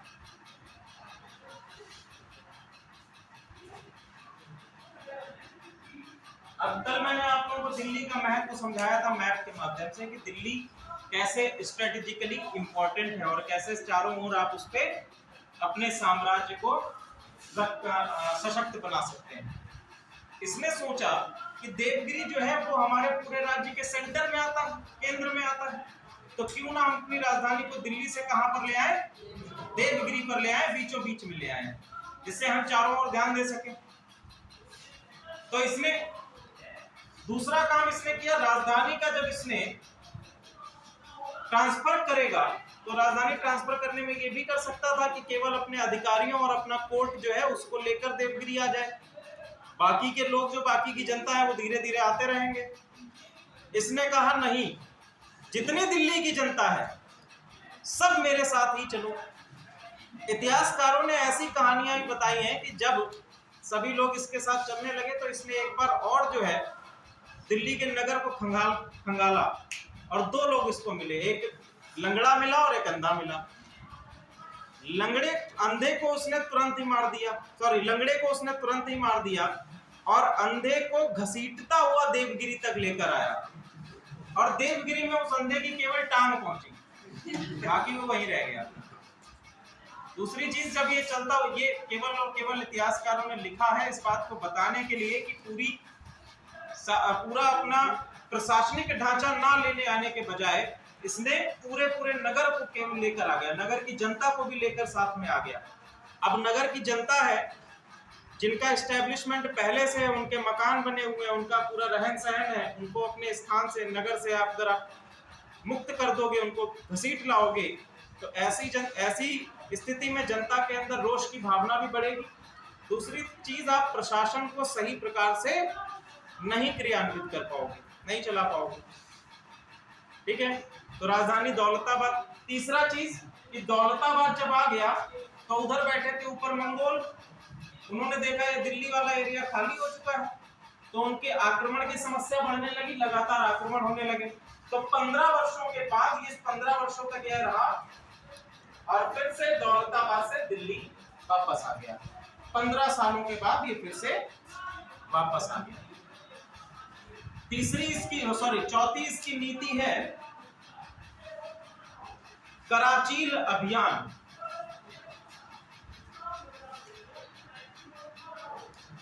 कराचील अभियान या जिसको हम कहेंगे हिमालय अभियान।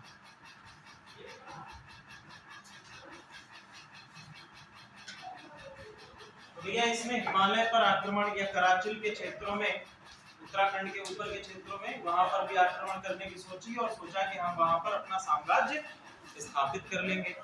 लेकिन जो इसकी सेना थी वो मुख्यतः रेगिस्तानी एरिया और मैदानी क्षेत्रों में रहने वाले लोग थे। दूसरी चीज, हिमालय के क्षेत्रों में जो आपकी हिमालय के क्षेत्रों में जो युद्ध प्रणाली है या युद्ध तकनीक जो है वो आपकी कौन सी है? गुरिल्ला युद्ध प्रणाली या गुरिल्ला तकनीक।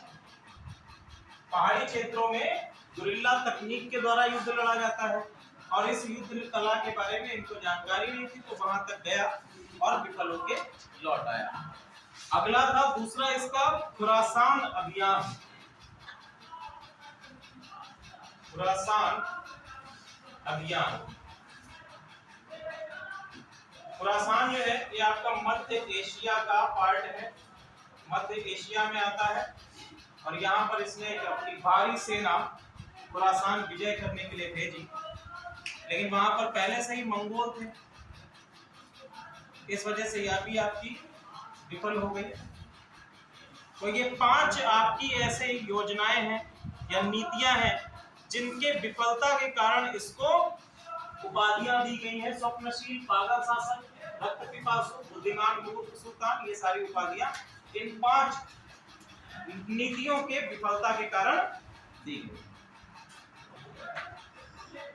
क्या वो जल्दी बोलेंगे? आज दिल्ली सल्तनत खत्म करा के ही दम लेते हैं, क्योंकि एग्जाम आ रहा है ना, और खत्म टॉपिक हो नहीं पाता है, बाद में छूट जाता है।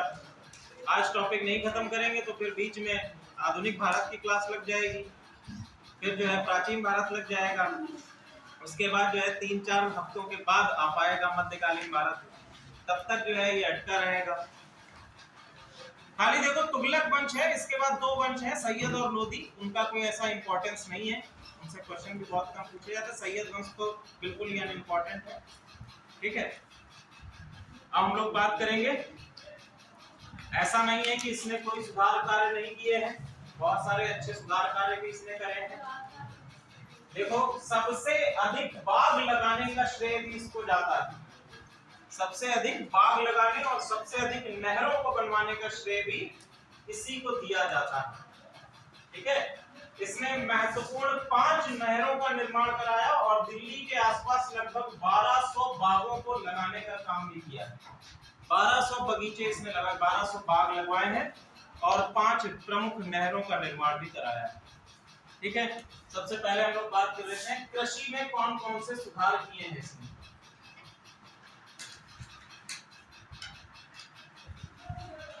पागल नहीं था ये, बस पनौती था। ठीक है, इसका दुर्भाग्य रहा कि इसकी नीतियां सफल नहीं हो पाई। दूसरी चीज, कुछ जनता भी इसकी नीतियों को समझ नहीं पाई। सांकेतिक मुद्रा उनके लिए पहली ऐसी चीज थी, उसको नहीं समझ पाए। कृषि सुधार में देखिए क्या क्या करता है। पहला, इसने कृषि विभाग, जिसको दीवाने कोही नाम से जाना जाता है, कृषि विभाग है ये, इसकी स्थापना करता है। ठीक है, इसके पहले भी हम लोग कई सारे विभाग देख चुके हैं, तो ये विभाग आप लोगों के लिए बहुत इंपॉर्टेंट है। क्वेश्चन आपसे बनते ही रहते हैं, नेट में तो बहुत ज्यादा क्वेश्चन बनते हैं इस प्रकार के। ठीक है, अगला है फसल चक्र प्रणाली। फसल चक्र प्रणाली, इसकी भी शुरुआत कराई है इसने कृषि में। क्रॉप पैटर्न सिस्टम,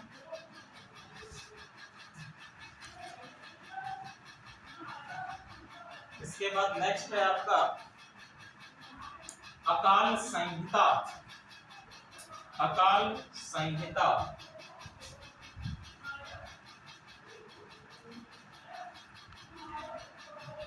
और तकावी ऋण।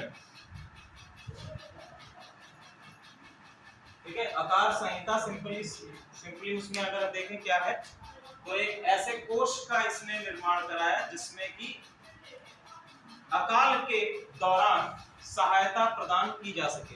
तकावी ऋण क्या है? जिस प्रकार से वर्तमान समय में किसानों को खेती के बिहाफ पर किसान क्रेडिट कार्ड या किसान ऋण दिया जाता है, यही आपका तकावी ऋण है। ठीक है, कृषि के लिए दिया जाने वाला ऋण, ताकि किसान अपने उत्पादन को और अधिक बढ़ा सकें। क्लियर है?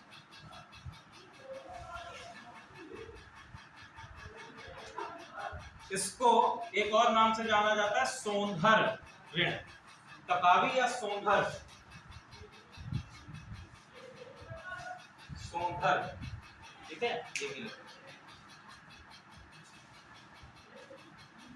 दूसरा एक और तथ्य इसके बारे में है, सबसे अधिक विद्रोह। यदि आपसे क्वेश्चन बनता है कि दिल्ली सल्तनत में सर्वाधिक विद्रोह किस सुल्तान के काल में होते हैं, तो सर्वाधिक विद्रोह यही सुल्तान है जिसके काल में होते हैं। और इसी के काल में नई नई डिनेस्टीज, जो आगे चल के बड़ी डिनेस्टीज बनती हैं, उनका भी इमर्जेंस होता है। तो सबसे पहले हम लोग देखेंगे, सबसे पहली इंपॉर्टेंट डिनेस्टी है विजयनगर डिनेस्टी।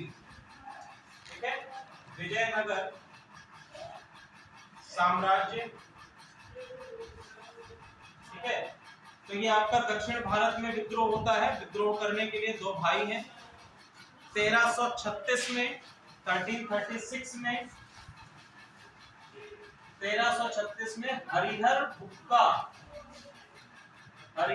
नाम के दो भाई हैं। इनके द्वारा नींव रखी गई इसकी विजयनगर साम्राज्य की। ठीक है, और विजयनगर साम्राज्य की जिस समय नींव रखी गई है, इसी समय आपका अफगानिस्तान के, या हम लोग कह सकते हैं तुर्क राज्य में, एक और शासक का जन्म हुआ था, एक और लुटेरे का जन्म हुआ था, तैमूर लंग। ठीक है, 1336 में ही उसका जन्म हुआ था। उसी समय विजयनगर साम्राज्य की भी नींव रखी गई। अगला है 1347 में, 1347, इसी समय पर स्थापना की गई बहमनी साम्राज्य की। बहमनी साम्राज्य की स्थापना की गई किसके द्वारा? हसन गंगू नामक व्यक्ति है, हसन गंगू जी। इसका नाम है अलाउद्दीन बहमन शाह। अलाउद्दीन बहमन शाह। ठीक है, और अगला शासक है आपका, अगला है खट्टा या सिंध का विद्रोह। ठीक है, खट्टा या सिंध का विद्रोह, यहीं पर इसकी मृत्यु भी हो जाती है।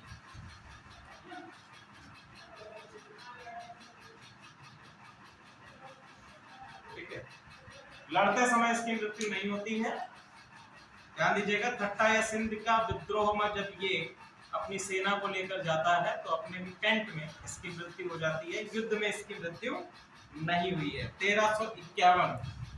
ओके, 1351 में ये ठट्टा या संहिता विद्रोह हुआ। तो आपसे क्वेश्चन जो बनेगा उसको समझ लीजिए।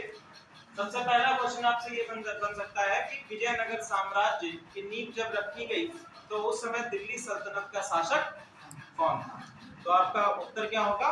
मोहम्मद बिन तुगलक होगा। इसी तरह से इस पर भी क्वेश्चन बन सकते हैं कि बहमनी राज साम्राज्य या ठट्टा का विद्रोह किसके शासनकाल में हुआ? ओके, तो इस तरह के क्वेश्चन आपसे पूछे जा सकते हैं।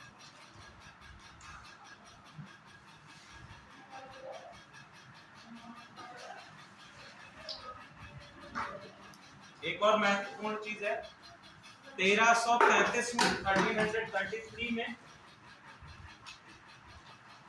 इब्न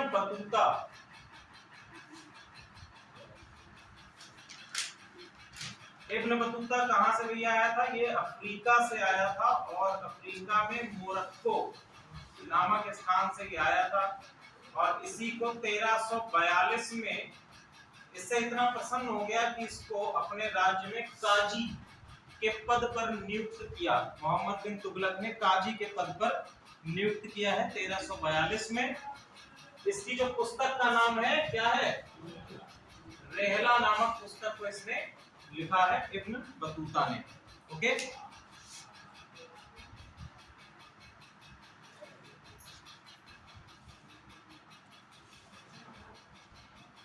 एक मेंस में आपसे क्वेश्चन पूछा जा चुका है। एक इतिहासकार है बदायूनी,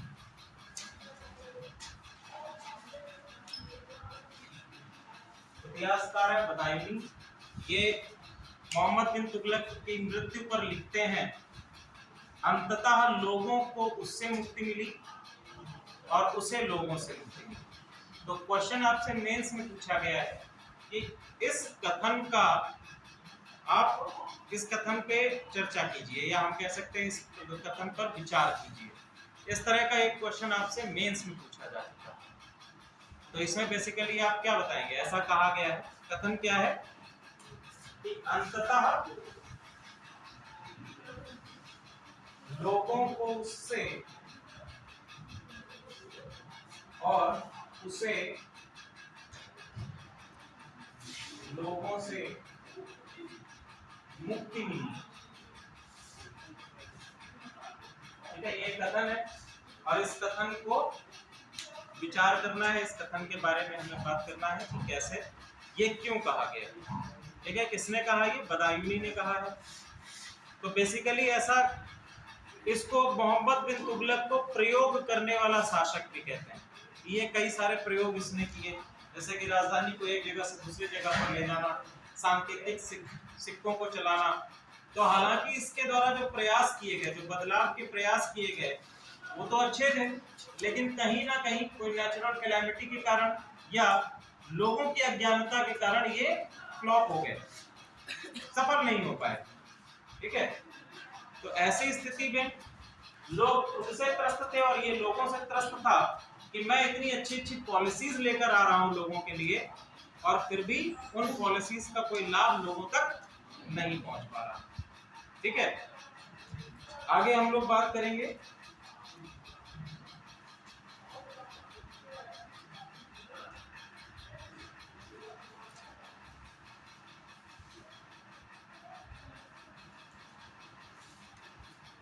अगला शासक है फिरोज शाह तुगलक। फिरोज शाह तुगलक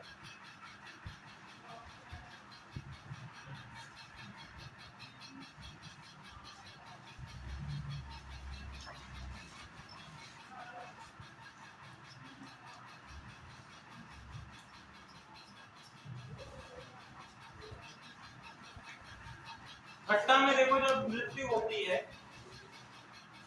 मोहम्मद बिन तुगलक की, जब ठट्टा में मृत्यु हो जाती है तो कुछ समय के लिए अल्प वयस्क आयु या एक छोटे बच्चे को शासन पर बिठा दिया जाता है। लेकिन इसके बाद हम देखेंगे कि शासक बनता है फिरोज शाह तुगलक। इसीलिए बीच का जो एक शासक है छोटा सा, उसका नाम भी नहीं कहीं मिलता इतिहास में, फिरोज शाह तुगलक।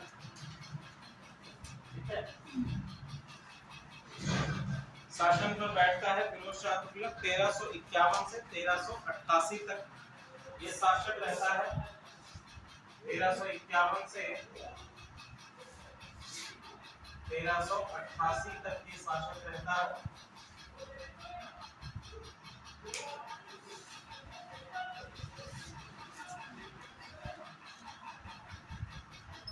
दिल्ली सल्तनत का इकलौता ऐसा शासक है कि या सुल्तान है जिसका 2 बार राज्याभिषेक हुआ। ठीक है, 2 बार इसका राज्याभिषेक है। पहला है आपका ठट्टा में और दूसरा है आपका दिल्ली में। ठीक है, पहला ठट्टा में और दूसरा दिल्ली में। ठट्टा या सिंध में जब आक्रमण करने के लिए मोहम्मद बिन तुगलक गया था तो आक्रमण से पहले ही अपने कैंप में उसकी मृत्यु हो गई और ऐसे समय में एक राजा का चुनाव करना आवश्यक था। तो आनंद फानंद ठट्टा में ही इसका पहला राज्याभिषेक किया और बाद में हम देखते हैं कि दिल्ली में इसका पूर्णतः जो बलबन के द्वारा बनवाया गया लाल महल था वहां पर इसका राज्याभिषेक किया गया। ठीक है, उपाधि इसने कौन सी धारण करी है? इसने उपाधि धारण करी है कासिम अमीर उल मोमिनीन। कासिम अमीर उल मोमिनीन की उपाधि धारण करी है और वो भी ये उपाधि इसने किससे ली है? खलीफा। खलीफा से इस उपाधि को धारण कर रहा है। ठीक है, इसके शासन काल में इसके पहले जो भी शासक थे उनके द्वारा लगाए गए अलग अलग कर, लगभग ऐसे 24 कर थे, 24 ऐसे टैक्सेस थे। इसने इन सभी टैक्सेस को समाप्त कर दिया। ठीक है, टैक्सेस को समाप्त करके 24 करों की जगह पर ये क्या लेकर आया? केवल 4 कर लेकर आया है, 4 टैक्सेस, जिनके बारे में हम अभी पहले भी पढ़ चुके हैं। ये 4 महत्वपूर्ण कर कौन से हैं? पहला है आपका जजिया, दूसरा है ज़कात, तीसरा है खर्म्स और चौथा है खराज। ठीक है, ये 4 कर इसने केवल ये अपने शासन काल में केवल यही 4 कर इसने रखे हैं। ठीक है, जजिया, ज़कात, खम्स और खराज, ये 4 कर ही इसने रखे हैं। इनके बारे में हम डिस्कस कर चुके हैं तो यहाँ पे डिस्कस करने का आवश्यकता नहीं है। ठीक है, इसके द्वारा कौन कौन से प्रमुख विभाग लागू किए गए? पहला विभाग है आपका दीवाने खैरात। दीवाने खैरात। ठीक है, दीवाने खैरात क्या है? लिख लीजिए, मुस्लिम विधवा व स्त्री सहायता के लिए है दीवाने खैरात। मुस्लिम विधवाओं और स्त्रियों की सहायता के लिए है। दूसरा डिपार्टमेंट इसने महत्वपूर्ण करवाया है दीवाने बंदगान। दीवाने बंदगान, देखो दीवाने बंदगान ये गुलामों के लिए है। गुलामों के लिए ये डिपार्टमेंट है, गुलामों की सहायता के लिए। देखो ध्यान दीजिएगा, अगर आपसे ये क्वेश्चन बनता है कि किस दिल्ली सल्तनत के शासक के साम्राज्य में सबसे अधिक गुलाम थे, तो आपका आंसर होगा फिरोज शाह तुगलक। फिरोज शाह तुगलक के समय में गुलामों की संख्या इतनी अधिक बढ़ गई थी कि उसको गुलामों को उनकी सहायता के लिए एक नया डिपार्टमेंट बना दिया। ठीक है, उस डिपार्टमेंट का नाम है दीवाने बंदगान। अगला है दारुल शफा। ठीक है, अगला है दारुल शफा। दारुल शफा क्या होता है भाई? निशुल्क अस्पताल। ठीक है, निशुल्क अस्पताल। सबसे पहले किस साम्राज्य या किस वंश में, प्राचीन भारत से लेकर अब तक पूछ रहा हूं क्वेश्चन, सबसे पहले किस वंश के अंतर्गत निशुल्क अस्पताल बनवाए गए थे? मौर्य वंश। ठीक है, तो निशुल्क अस्पतालों का सबसे पहले आता है मौर्य वंश, चंद्रगुप्त मौर्य के समय।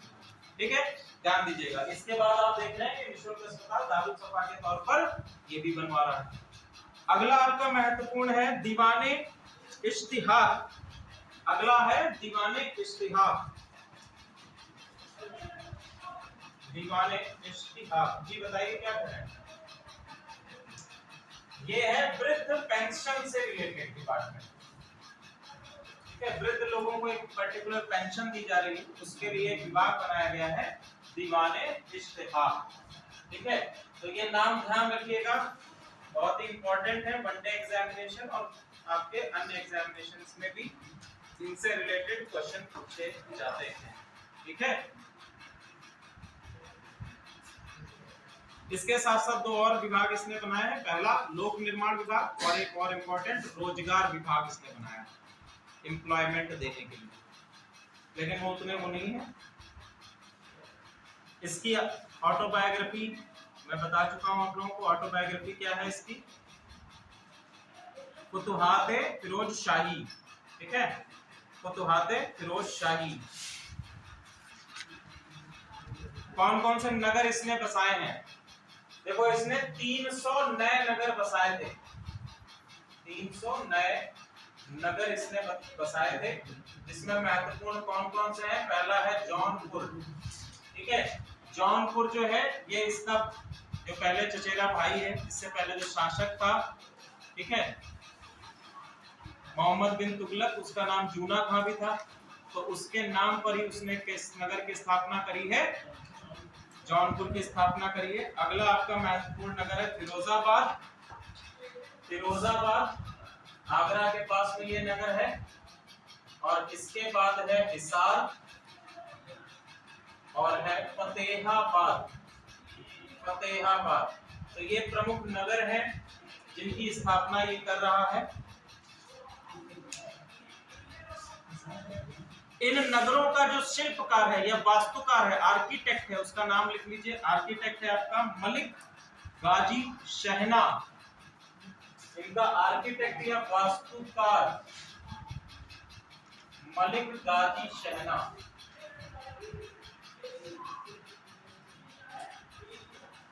ठीक है,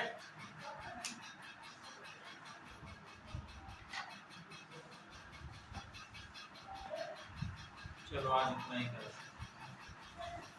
इसमें और तुगलक के बारे में है, तो उसको नेक्स्ट क्लास में करेंगे।